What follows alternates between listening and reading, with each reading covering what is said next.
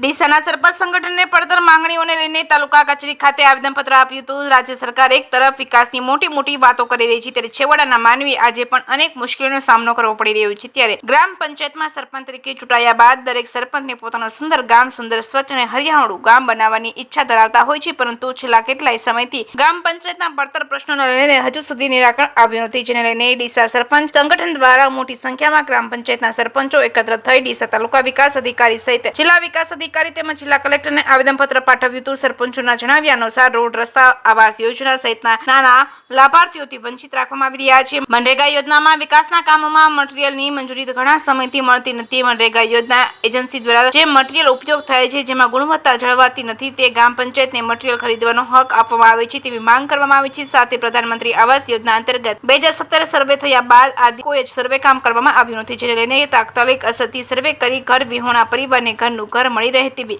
વ્યવસ્થા ઊભી કરવામાં આવી છે। વસ્તી વધારાને લઈને પ્લોટની ખૂબ જ જરૂરી છે। દરેક ગામોમાં તળાવો નિયમ કરવા, સ્મશાન ભૂમિ નિયમ કરવા, ગામ તળ નિયમ કરવાની માંગ કરવામાં આવી છે, જ્યારે કેટલાય ગામોમાં જમીનો નથી, જેના માટે ઉચ્ચ અધિકારીઓ દ્વારા સર્વે કરી જે ગામમાં જમીનો ના હોય તે ગામના લાભાર્થીઓને પણ જમીનો ફાળવી લાભ આપવામાં આવે સહિત અનેક પડતર પ્રશ્નોને તાત્કાલિક અસરથી નિરાકરણ લાવવામાં આવે તેવી માંગ સરપંચ સંગઠન દ્વારા કરવામાં આવી છે। જે કેસની ગુજરાતી સાથે ભરત ઠક્કર, ડીસા તાલુકા નવાગામ સરપંચ કુંવરજી ઠાકોર।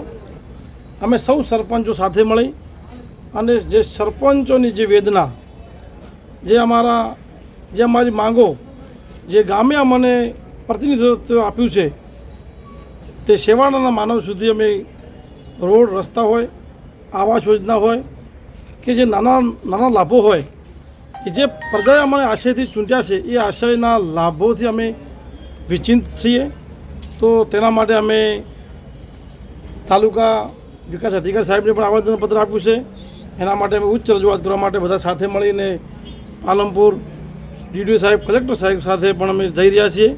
અમારી માંગો મનરેગા યોજનાની અંદર જે વિકાસના કામોમાં જે મટીરિયલની મંજૂરી નથી મળતી ઘણા સમયથી, એ અમારી માંગ છે।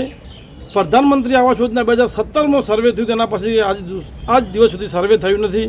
એ સર્વે સર્વે ખુલે અને જે નાના માણસોને, જે ઘર વિહોણા પરિવાર છે, તેમને ઘરનો ઘર મળી રહે તે આશય સાથે અમે આગળ જઈએ છીએ। બીજું કે જે ગરીબોને જે વિચિંત છે, જે આ ભારતમાં જે વસ્તી વધારો થઈ રહ્યો છે, એમ ગામડામાં પણ વસ્તીનો દર વધી રહ્યો છે। તો વસ્તી દર વધી રહ્યો છે, તેના માટે પ્લોટોની પણ ખૂબ જરૂર છે।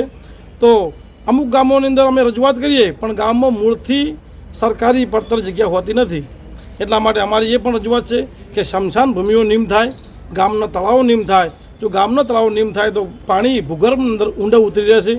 તો આ સરકારની યોજના છે કે તળાવ, જે ગામે તળાવ ભરી રહેશે, એ તળાવો નિયમ થતા નથી, તો તળાવોને ભરવાની મંજૂરી મળતી નથી। તો તળાવ નિયમ થાય, સ્મશાન ભૂમિ નિયમ થાય, ગામ તળ નિયમ થાય। એની પણ અમે જો જમીનની લેવડ દેવડ કરવાની હોય તો ઉચ્ચ અધિકારી, જે બીજા ગામમાં સરકારી પડતર જગ્યા હોય અને જે ગામમાં નથી તે ગામમાં તેમના રીતે ઉલટફેર કરી અને અમને ન્યાય આપે। આ જ આશય સાથે અમે સૌ સરપંચ મિત્રો જઈ રહ્યા છીએ। બોલો ભારત માતા કી। નરેગા યોજનામાં આ સ્કીમ કેટલા ટાઈમથી બનશે? કઈ ગ્રામ પંચાયતની કઈ સ્કીમ? નરેગા યોજના તમે કહો? નરેગા યોજના ચાલુ છે, પણ જે મંજૂરી મળતી નથી, કે જે લેબરોની મંજૂરી, વ્યક્તિગત મંજૂરી મળતી નથી, અને જે રોડ, રસ્તા, સીસી છે, ગામને તળાવ છે, રસ્તા માટેની મંજૂરી મળતી નથી।